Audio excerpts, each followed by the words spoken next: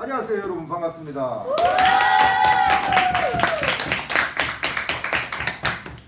오늘은 인상주의의 대표적인 작가, 선구자라고 할 수 있는 에드와르 마네에 대해서 말씀드리겠습니다.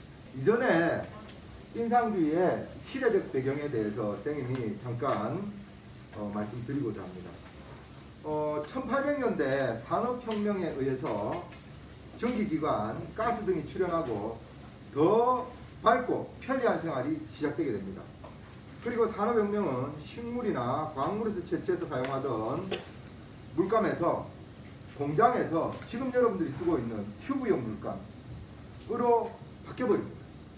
미술 작업이 굉장히 간편해집니다. 그리고 값이 억수로 싸집니다. 그래서 그림 그리기가 굉장히 간편하게 되었다라고 할 수 있습니다. 뭐 때문에? 산업혁명 때문에. 오케이? 네. 그 산업혁명 시기에 있었던 게 루이 다게레하고 윌리엄 폭스 텔벗이 사진을 발명하게, 그리고 은행이 설립되게 되고 철도가 건설되게 되고 기술이 엄청 비약적으로 진보하게 되면서 파리 같은 도시가 계획 도시로서 구획을 정리해 가지고 몽마르트 대로 같은 큰 대로를 닦게 됩니다. 그 다음에 1863년에 낙선전이라는 전시회를 통해서 인상주의 화가들이 똘똘 뭉치는 계기가 되게 됩니다. 이 이야기까지 지난 시간에 여러분들에게 드렸습니다. 맞습니까? 네. 오케이. 자, 그 중에 가장 대표적인 작가라고 할 수 있는 마네에 대한 이야기를 지금부터 드릴까 합니다. 마네 언제 태어났을까? 1882년. 맞습니다. 바로 1832년 1월 달에 태어나셨습니다. 언제 돌아가셨지? 1883년 4월 30일. 네, 그때 돌아가셨어요. 아주 정확하게 아시네. 요 마네는 원래 귀족 집안입니다. 마네 출신 국가 어딜까? 딩동댕. 예, 맞아요. 프랑스. 마네는 프랑스의 귀족 집안에서 태어나서 원래는 법률가의 길을 가려고 했다가 대학도 뭐 법대나 뭐 이런 데를 들어갔던 것 같아요. 부모님의 바람에 의해서. 그런데 그만둡니다. 야, 그만해야 되겠다. 그러고 그림의 길로 다시 들어섭니다. 근데 마네 집안이 귀족이다 보니까 아버지로부터 물려받은 재산이 상당히 있었습니다. 그걸 기반으로 해서 작가 활동을 하게 됩니다.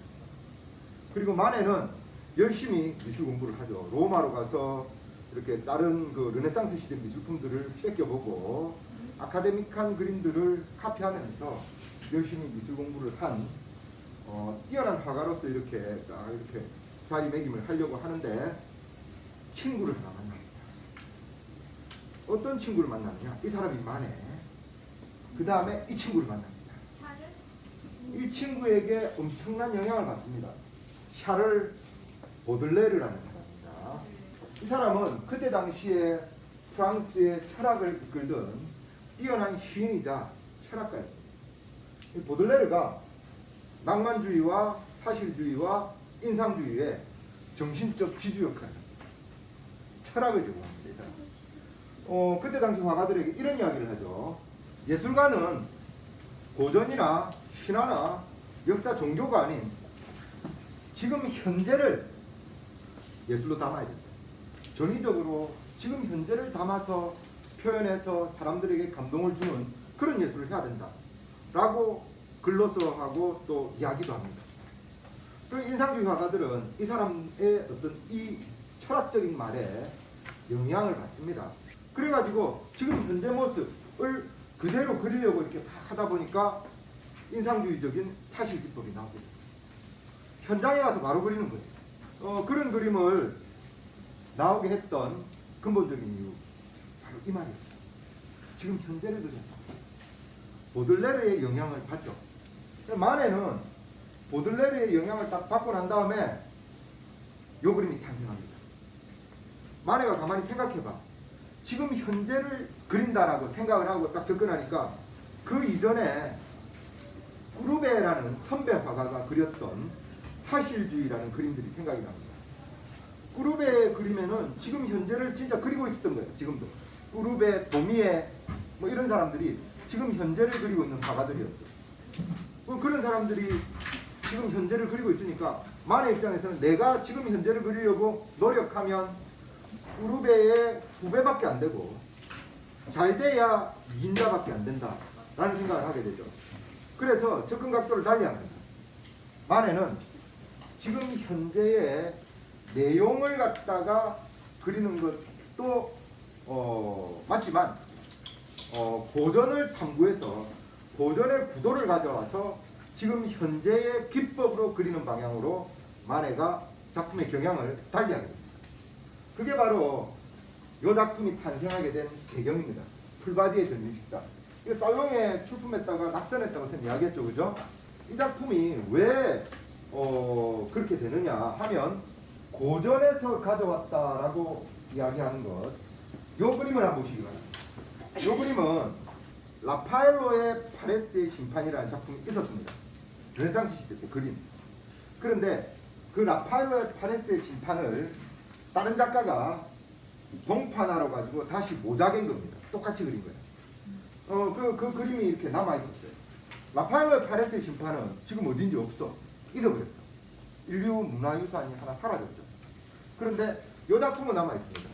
마네가 이 작품을 보고 아까 그 풀바디의 전유식사를 그렸습니다.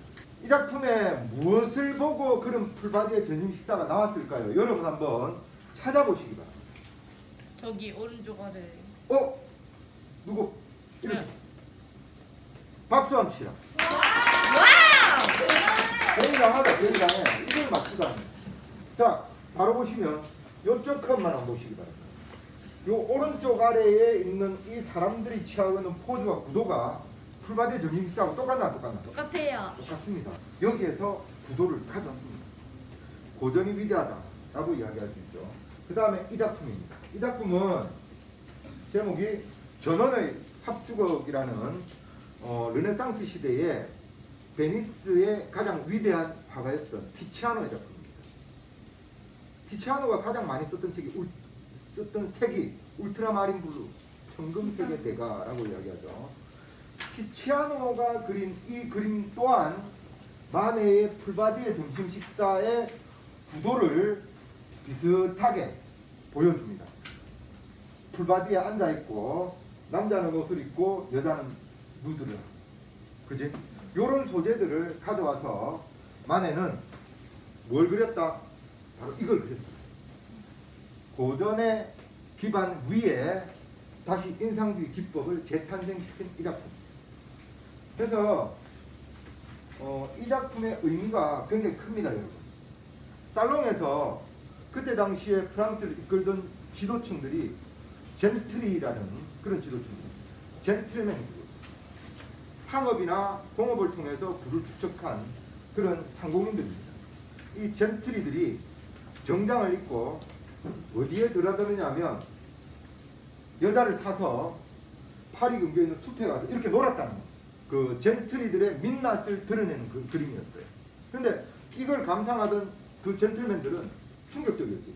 자기들이 저렇게 노는 거를 그대로 만화가 그려놨거든. 그래서 엄청 비판을 합니다. 그런데 실제로 작품으로서의 가치는 선생님이 그때도 설명했듯이 인상주의적인 기법과 화이트와 블랙의 대비, 명가면의 대비에 의한 클래식한 느낌을 주는 그러나 뛰어난 작품입니다. 구도 또한 고전주의에서 가져왔다. 그 다음에 이 작품.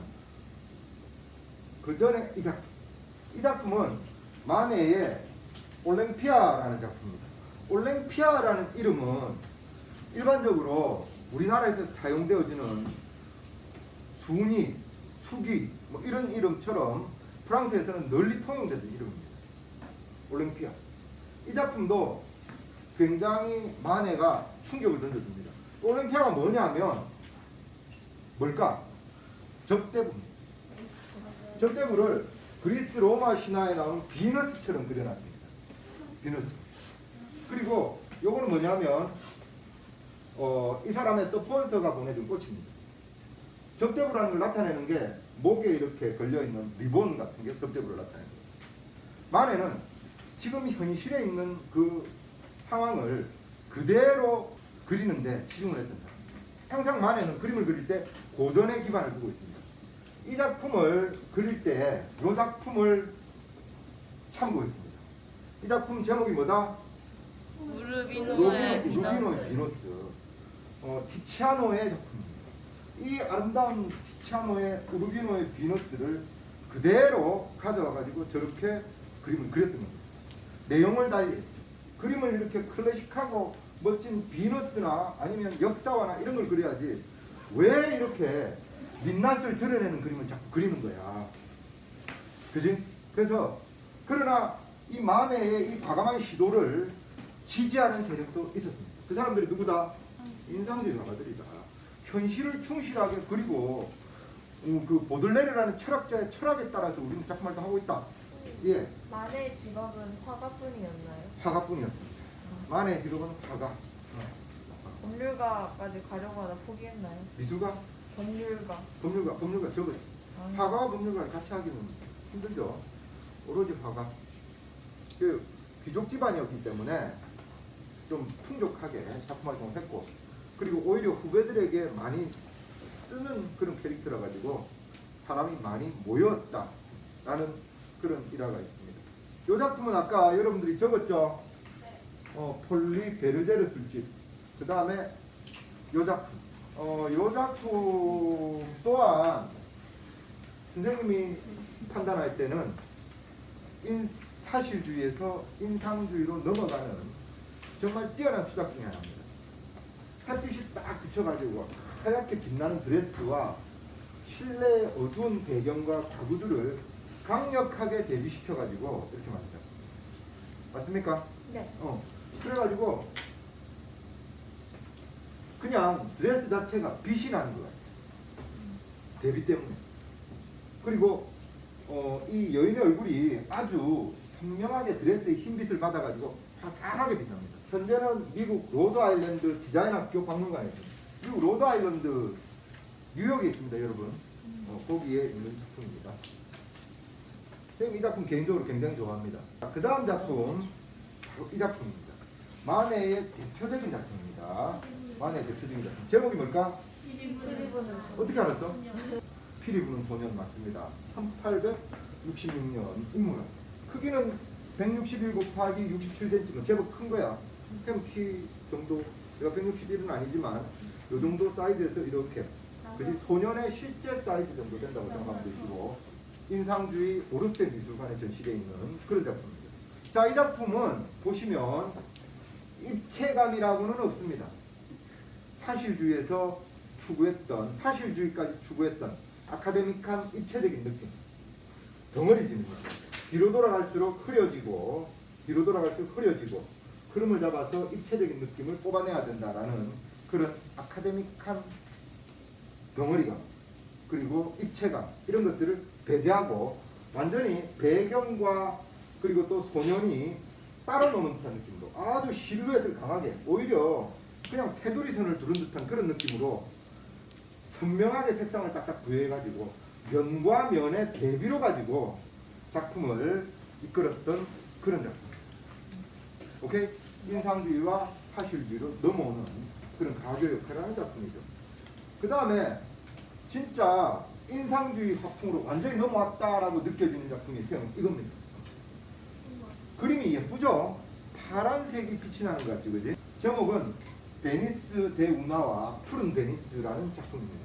이건 완전히 인상주의로 넘어온, 실제로 사생에서 가서 직접 붓을 들고 그리지 않으면 나올 수 없는 그런 생동감과 그런 밝은 빛의 터치들이 그대로 남아있습니다. 붓자국이 그대로 남아있습니다.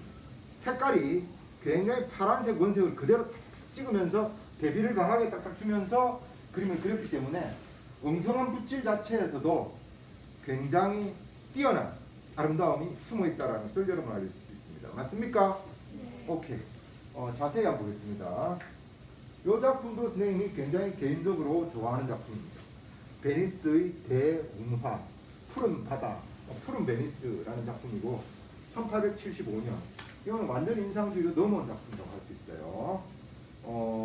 풍경화. 미국 버몬드 셀버런 뮤지엄에 있습니다. 버몬드주에는 셀브름 뮤지엄. 이 작품도 완전 인상적인 작품이죠. 그죠? 그 여인이 파라솔을 들고 이렇게 걸어가고 있는 모습의 측면을 바로 사생의 터치로 가지고 탁 찍어서 그림을 그렸습니다. 제목이 뭘까? 어떻게 알았죠? 지금 적혀 있어?